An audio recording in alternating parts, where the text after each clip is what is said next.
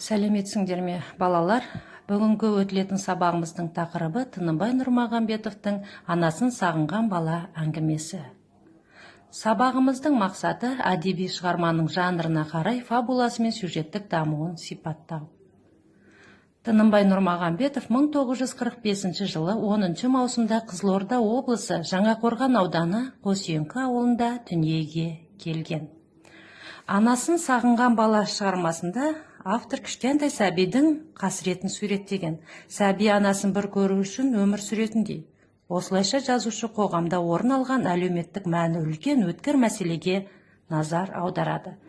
Біз шығарманы жақсылап оқып, танысқаннан кейін мынандай тапсырмаларды орындап шығамыз. Бірінші тапсырма: оқиғаларды ретімен орналастырыңдар. Бізде сол жақта оқиғалар берілген, оң жақта соның ретін тауып жазамыз. Келесі тапсырма: ашық және жабық сұрақтар құрастырамыз. Ашық сұрақтар, яғни ұзақ жауапты қажет ететін сұрақ, жабық сұрақтар бізде қысқа жауапты қажет ететін қарапайым сұрақтар. Бұл өзі бізде күнделікті сабақта қолданылып жүрген тәсілдер.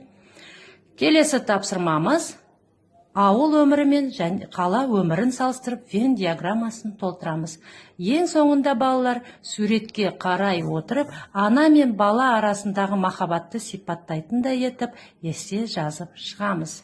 Эссеміздің көлемі 100-120 сөз болуы тиіс. Назарларыңызға рахмет.